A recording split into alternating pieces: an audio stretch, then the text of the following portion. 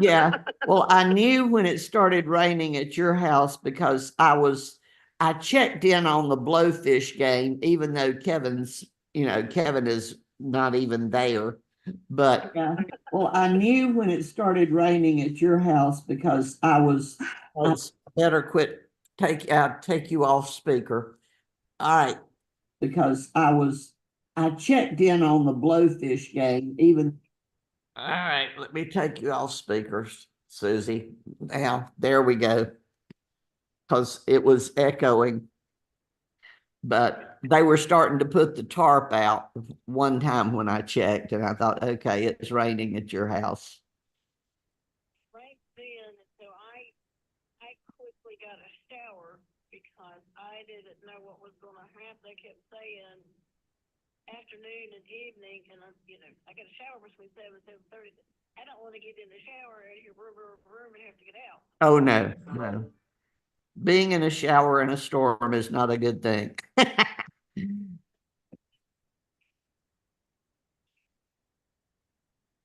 well, first my load to close, I had all that in one load by 3, and then at 7 o'clock I put the other load on and put the dishwasher on, and I crossed my fingers that the dryer would be done and the dishes would be done before 9, because typically going before the Saturday about that time when the stores like to roll in.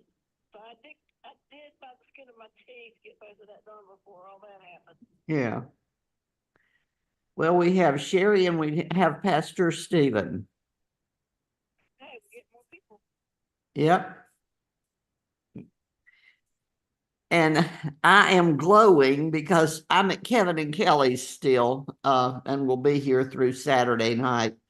But this whole wall behind me is pretty much glass. And so I told Susan, it's like I'm an angel. I'm just sort of glowing with Well, yeah. my white glowing.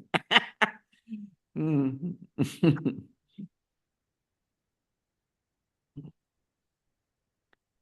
All right, Susie, now that I've got you off of speaker, I'm gonna pull up my Bible again. Well, there's 3 of us. I figure we'll go ahead and roll. Hugh is at a funeral. I haven't heard about, I don't know anything about Margaret and Margaret Steve. Steve. Susan just said Jonathan was doing better last night. I don't know if you've heard anything from him today or not. No. Pastor Beck and I are planning to go over there this afternoon. Oh, okay. So we'll find out firsthand. Good. If in fact he's still there. If he Well, was doing a lot better, they might send him home. well, they might, but since he's had to go back, they probably won't be as quick to send him, maybe. Susan said he still had the NG tube last night. So yeah. All right. Well, shall we pray? Holy God, we thank you for this time together, this time to explore your word. May it be with us. May it strengthen us. May it inspire us. In Jesus' name, amen. amen. For some reason, I think that I am not with us next week.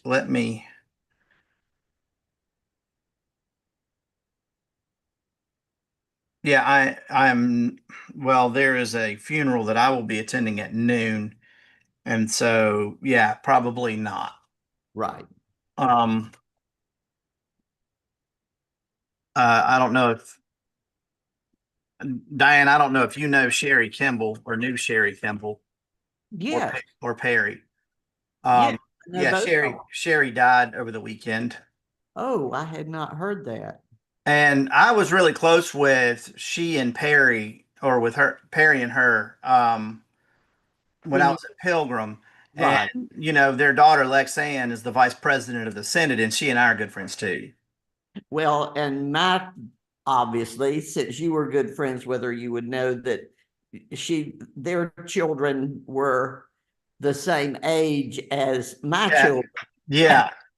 And so they sort of grew up together. And Perry played golf at the country club about as much as my ex-husband did. So they played golf together all the time. And so Yeah. she and I would see each other at the pool while the kids are swimming and that kind of stuff. But I had not heard that she had passed. Well, I think the obituary was just posted like today because Lexanne sent it to me while I was sitting Oh, in the hospital waiting room. oh, okay. Well, So I'm sorry to hear that, but she was a neat lady. she really was. She really was. And he was A just card. yeah, he was. He really was. Yeah, yeah, yeah. I knew both of them pretty well, uh, and Um found them a great deal. so we are in Ruth chapter 3. Okay, So I will read that now and then we'll chat about it. Naomi, Ruth's mother-in-law, said to her, "My daughter, I need to seek some security for you so that it may go well with you. Now here's our kinsman." Oh, hold on. Since I've only read one verse, we'll wait for Margaret and Steve. okay. And I'm on my. Well, I may have two versions of the Bible, right? But right now I realize I'm using an ESV, which is a little, it's Yeah, still yeah, close enough yeah. because Kevin's Bible is in there. But I told Susan I'm working on a TV tray while I'm here because this chair is more comfortable than being in the dining room. And so I'm not gonna, because it's open for some reason, and so I'm not gonna mess with it. But and I wouldn't have space for it anyway on this TV tray. So I'm just gonna use my phone. Well, you can blow that script up as big as you need it too, so it's kind of nice. True. That's true. All right, so where we are is we are reading in Ruth 3. Naomi, Ruth's mother-in-law, said to her, "My daughter, I need to seek some security for you so that it may be well with you. Now here is our kinsman Boaz, with whose young women you have been working. See, he is winnowing barley tonight at the threshing floor. Now wash and anoint yourself, and put on your best clothes, and go down to the threshing floor, but do not make yourself known to the man until he has finished eating and drinking. When he lies down, observe the place where he lies, then go and uncover his feet and lie down, and he will tell you what to do." She said to her, "All that you tell me I will do." So she went down to the threshing floor and did just as her mother-in-law had instructed her. When Boaz had eaten and drunk, and he was in a contented mood, he went to lie down at the end of the heap of grain. Then she came stealthily and uncovered his feet and lay down. At midnight the man was startled and turned over, and there lying at his feet was a woman. He said, "Who are you?" And she answered, "I am Ruth, your servant. Spread your cloak over your servant, for you are next of kin." He said, "May you be blessed by my lord, my daughter. This last instance of your loyalty is better than the first. You have not gone after young men, whether rich or poor. And now, my daughter, do not be afraid. I will do for you all that you ask, for all the assembly of my people know that you are a worthy woman. But now, though it is true that I am a near kinsman, there is another kinsman more closely related than I. Remain this night, and in the morning, if he will act as next of kin for you, good, let him do it. If he is not willing to act as next of kin for you, then as the Lord lives, I will act as next of kin for you. Lie down until the morning." So she lay at his feet until morning, but got up before the person could recognize one another, for he said, "It must not be known that the woman came to the threshing floor." Then he said, "Bring the cloak you are wearing and hold it out." So she held it, and he measured out 6 measures of barley and put it on her back. Then he went into the city. She came to her mother-in-law, who said, "How did such things go with you, my daughter?" Then he told her all that the man had done for her. She said, "He gave me these 6 measures of barley, for he said, 'Do not go back to your mother-in-law empty-handed.'" She replied, "Wait, my daughter, until you learn how the matter turns out, for the man will not rest, but will settle this matter today." Read through that for a little bit, and then we'll talk about it.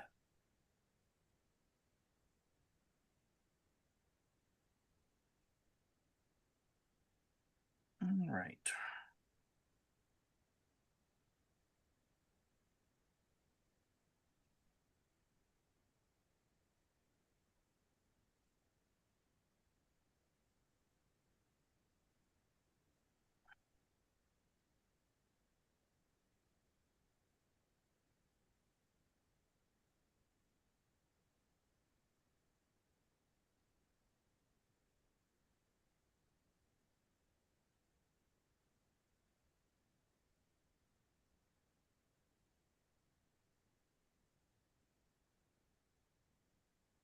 That's weird.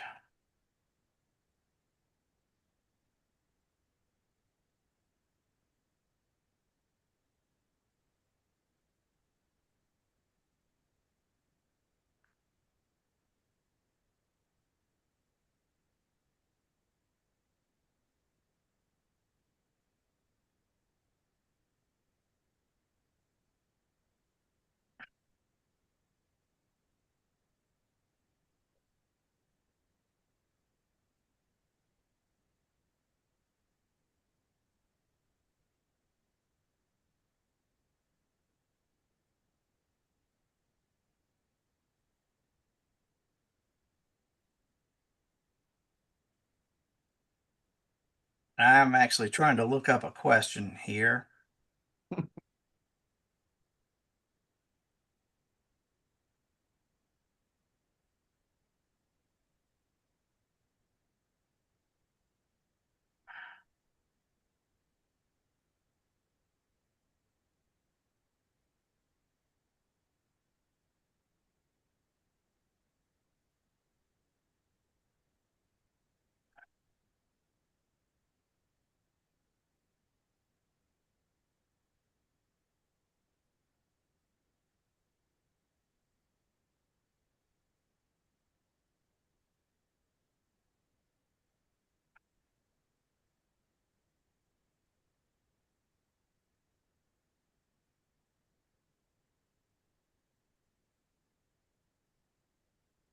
Um,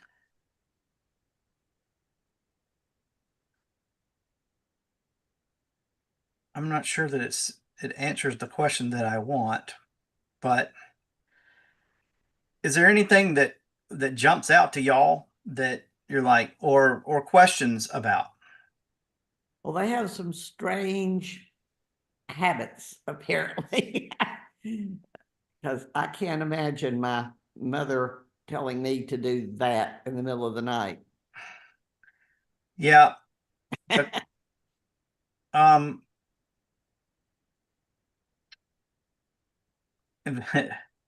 because I think by that you realize, and that's what I'm looking for to Okay. make sure, but I'm fairly certain that feet is a euphemism. Oh, okay. Because when Saul was relieving himself, it said with his feet uncovered. Mama, we can't hear you, and I don't know why, because it doesn't say you're muted, I don't think, or maybe you are. Oh, I was looking at my phone and didn't notice that her mouth was moving.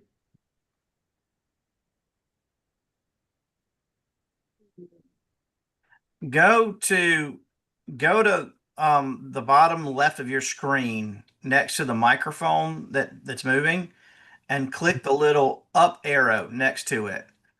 Okay, just a There you second. go. You're good. Can you hear me? Yep. Yep. There you Well, are. what I did was I muted and unmuted. Oh, Okay. All right.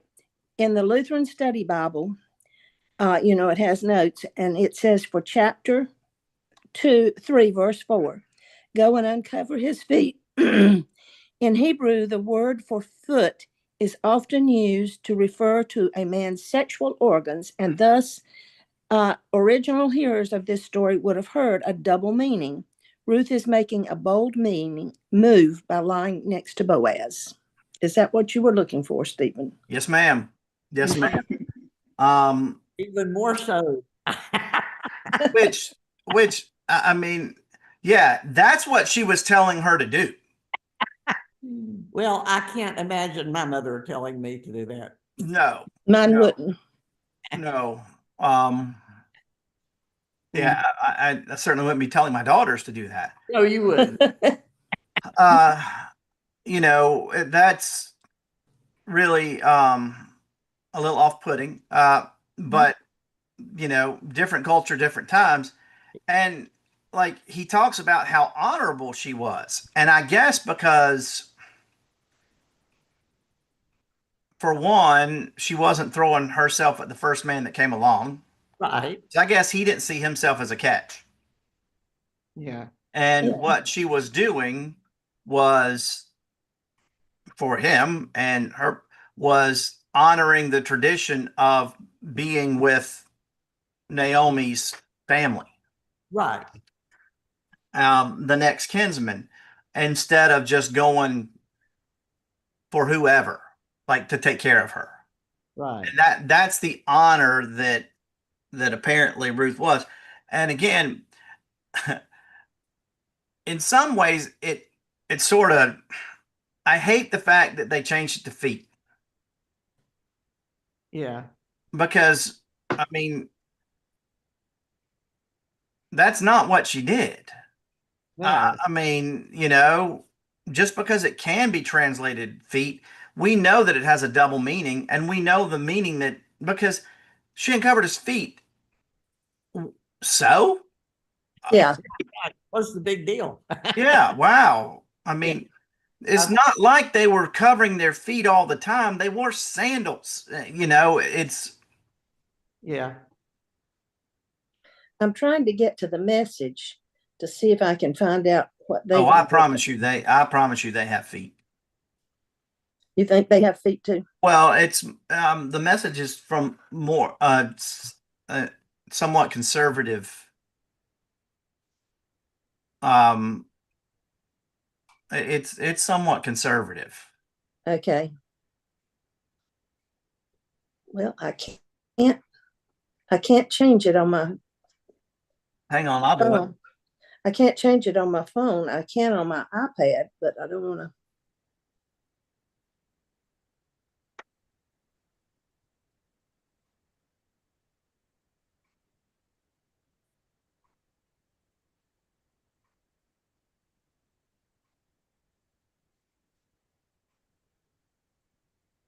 Okay, Ruth.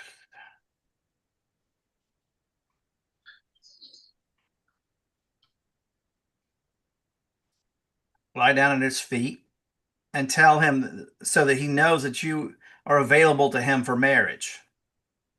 That's what he says. So it's a little more Yeah.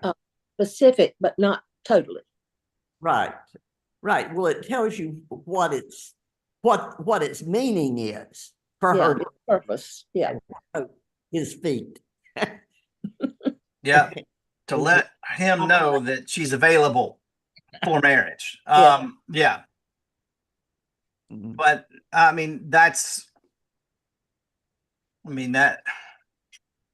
but yeah, so it, and again, it also speaks about Boaz, about his faithfulness. How do you think it speaks to that? Well, again, he sort of says, let me check on somebody else that might be more suitable for you than me, which is sort of what you were saying earlier. Yeah. But also, and this is coming from the male standpoint, He has a woman lying at his feet, Yes. and he knows. I mean, like, she's offering himself to her. I mean, Right. that's what she's doing. And Yes. he says, I'm a kinsman, but I might not be the right one. Right. And so let me give you some grain and you go back home. But also, he wants to make sure that um basically people don't see her coming out of Right. the threshing floor. Just walking out. Yeah. Yeah, and like doing the walk of shame. Right. Mhm. It says in the Lutheran Study Bible notes that women were not allowed on the threshing floor. Oh, And I'm guessing they would only be there for one reason. yeah. Yep. So that's why he wouldn't want her to be seen. Yeah, and so she left when people couldn't recognize each other, Mm-hmm. Right.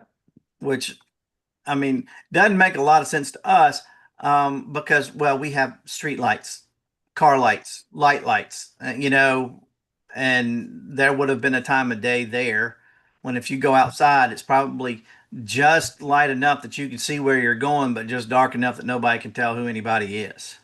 Mhm. And so, they, and again, he takes care of her. Yeah. Mm-hmm. He takes care of her reputation, and he Right. takes care of their physical needs. Hold out your cloak. Right. And so, that's I mean,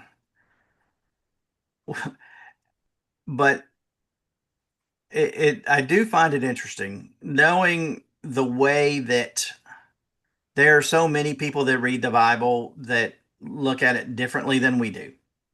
Mm-hmm. Yes.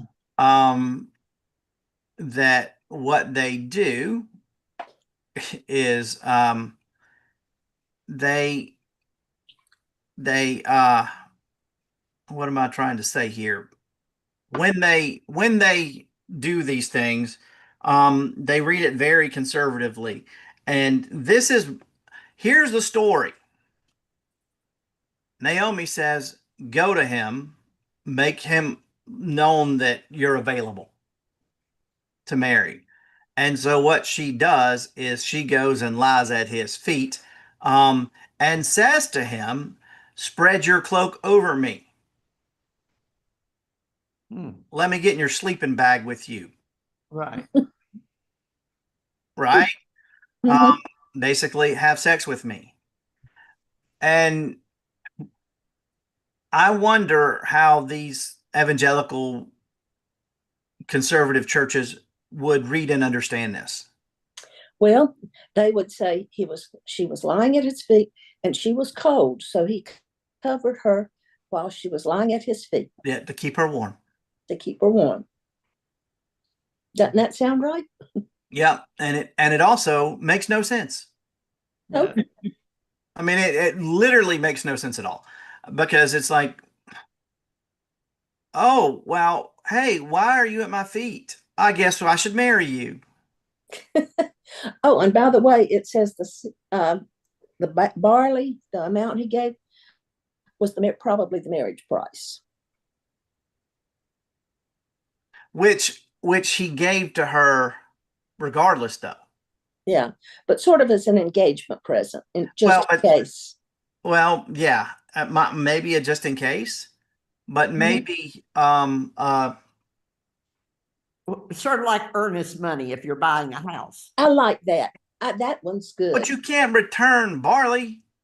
I guess not. Maybe. Well, what kind of money is it whenever you're buying a house that you have to put up that you can't get back? That's earnest money. Yes. Yes, that was what it was. I guess. That's what Diane and I like. Well, and see, but my understanding of this was that she came walking out of there, and if anybody stopped her, Right. then look, he was just hooking me up. Right. Yeah. Yeah. That it was Yeah. the But I think y'all are probably right. yeah. Yeah. I mean, it was intended to be a plausible reason why she was there, other than the reason she was there. Yes. But Yeah. but also, and now see, this is a question with that. That doesn't seem like a huge price. I mean, now to put it bluntly, she's already used goods. That was what I was going to say.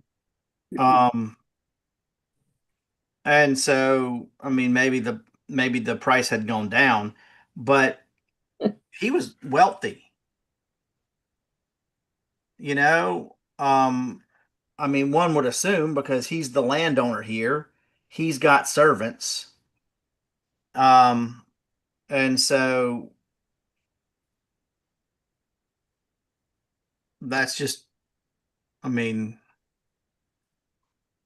but at any rate, what we once again see about this is Boaz's faithfulness and kindness. Yes. Mhm. Yes. Yeah. Because no doubt, Right. I mean, this is a stand up guy. Yes. Yeah.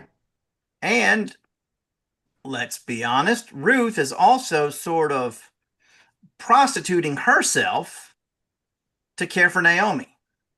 And what she's doing as Naomi asked her to do. Right. Yeah. Which again, in our culture sounds a little off putting, but in that culture would not have at all. Apparently not. And so, that would have been very much, as those folks are reading this, look how faithful these people are being when she didn't have to. Right. She didn't have to do that. She didn't have to be that kind. She didn't have to follow Naomi. She didn't have, it was all of these. She didn't have to, but she did. Mm-hmm. And that's what makes her the hero of this story and again, Boaz didn't have to, but he did. Um, and so I think that what we're seeing here are instances of faithfulness, generosity, compassion, and justice. Um, And genuine caring and again taking care of people when there's no reason why you should feel you have to. yeah, yeah. And so the discussion questions that we have: why is Ruth's action both risky and faithful? How is it risky? Boaz could have said no, or he could have raped her. Wouldn't have been rape. That's right, because she gave herself to him. Yeah. Yeah. He could have said yes and then kicked her to the curb. Yep. Or, which would have been much worse, he could have called her out. I mean, said no and then told everybody what she did. Yeah. And then she would have been ruined. And Naomi would have been ruined. Yeah. And so yeah, I mean that was definitely a risk that she was taking. And we've already talked about how it was faithful. How does Boaz respond differently than what might be expected? Or does he?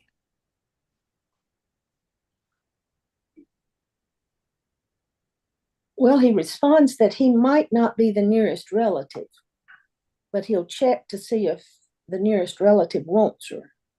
In other words, he wants to make sure that he does everything in the proper order, I guess is what you would say. Yeah. Yep. I mean, and he doesn't have to. Now my notes actually do say that spreading the cloak signifies the protection of marriage, but I'm still going to go with what I think.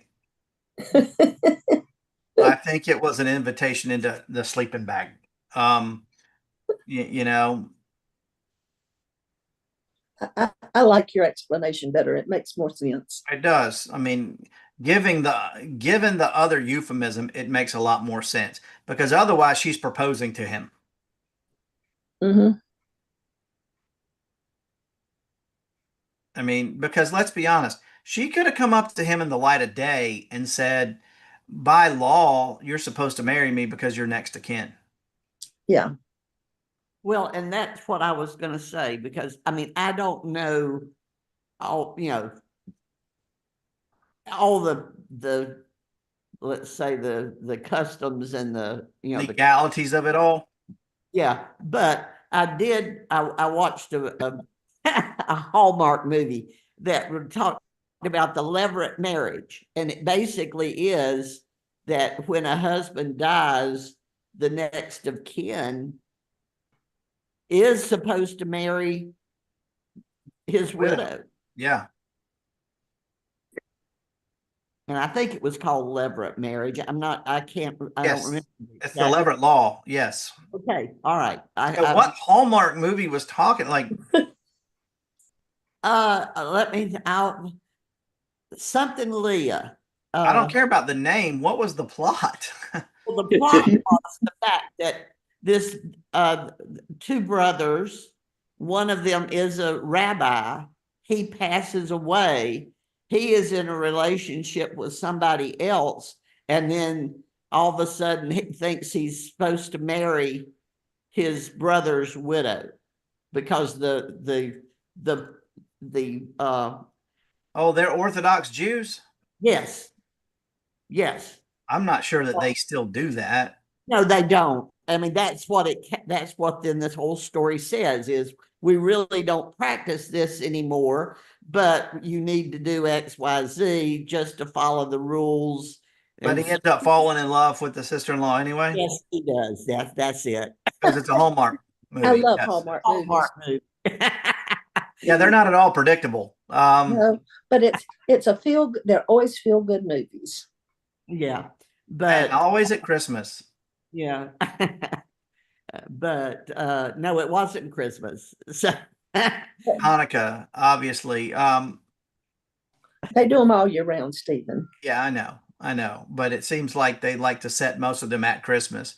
yes, they do. But I guess, this one was not set at Christmas. But that's the first time I had heard that about the culture. Uh, I didn't realize that was a practice or an expectation, but apparently it was. But again, it came out in the movie that they don't do that anymore, but that they have a ceremony that they're supposed to go through just to say, well, it's okay for him not to do that. That he Well, refused. and yeah, and I guess that might be the case. I mean, they probably do have some ceremony, but also we don't allow for polygamy. Right. See, the thing is, it wasn't the first single male relative.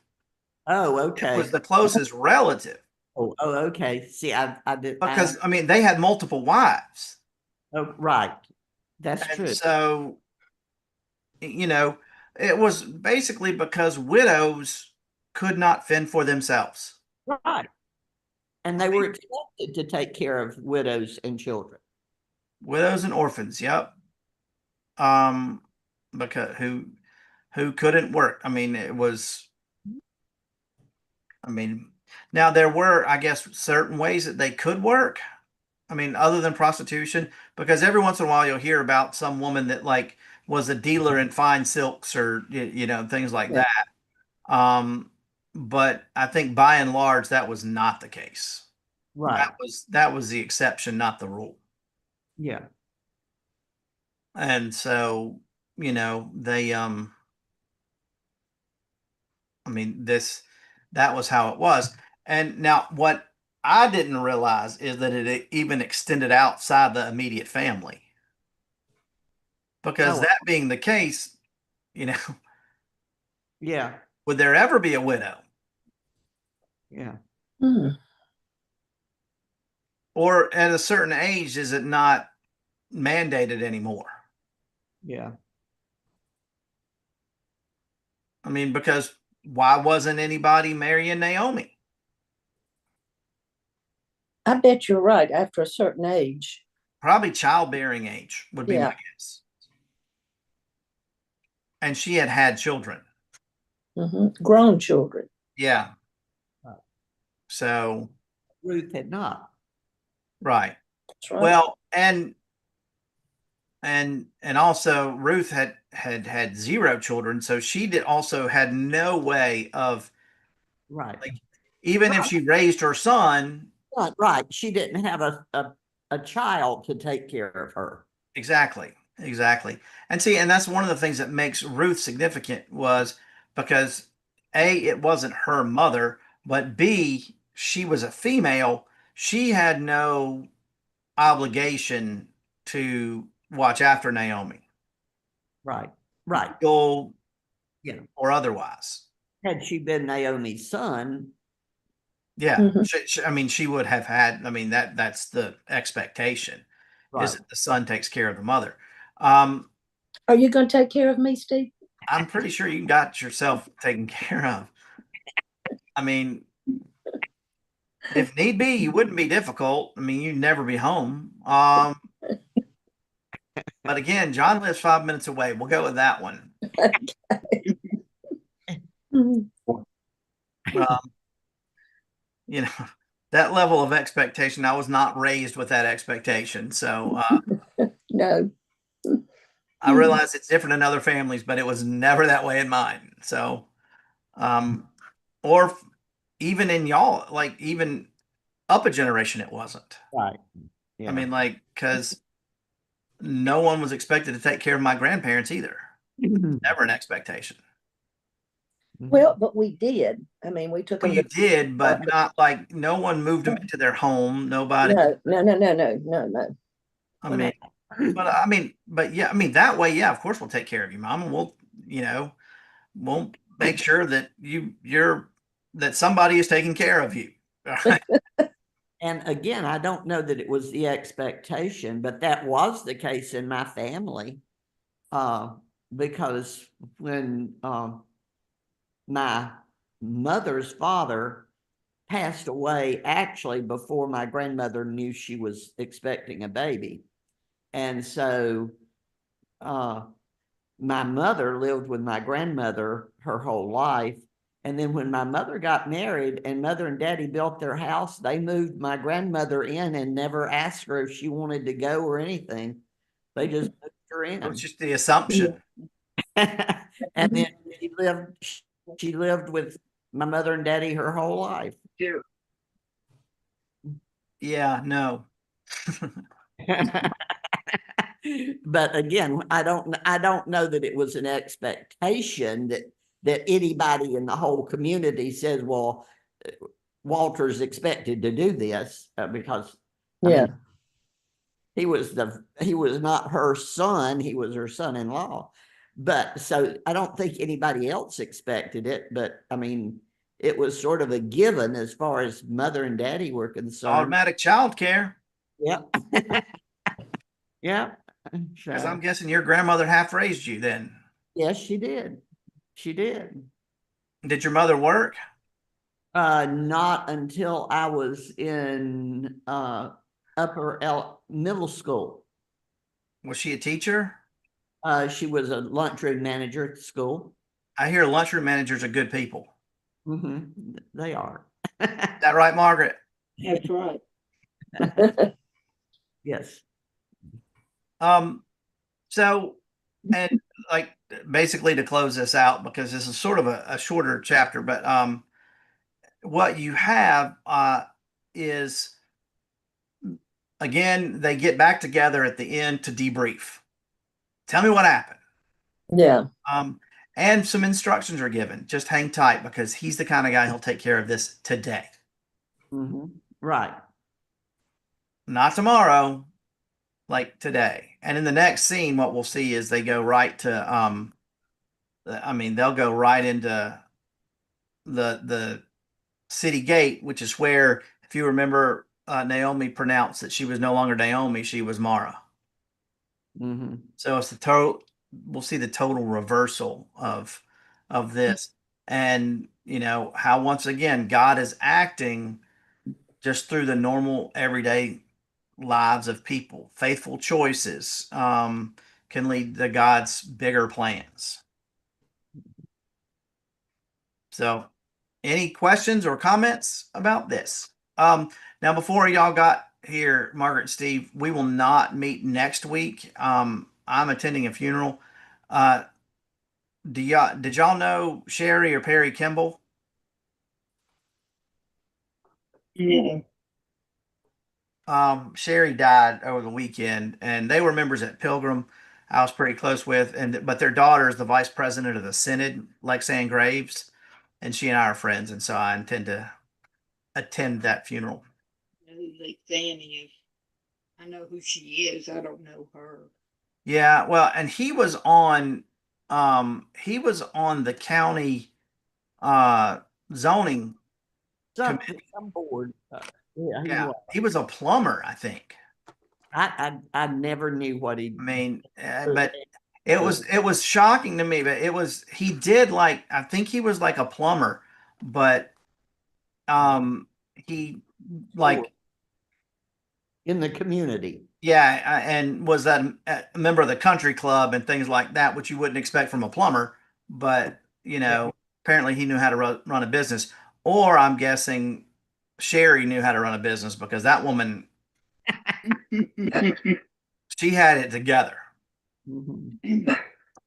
She kind of reminded me of Grandma, to be honest with you, Mom. I mean, she was business. Yeah.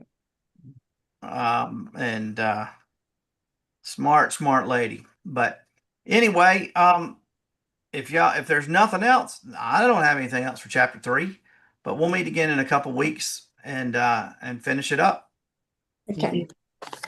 All right, y'all have a great day. You too. Bye-bye. Bye bye.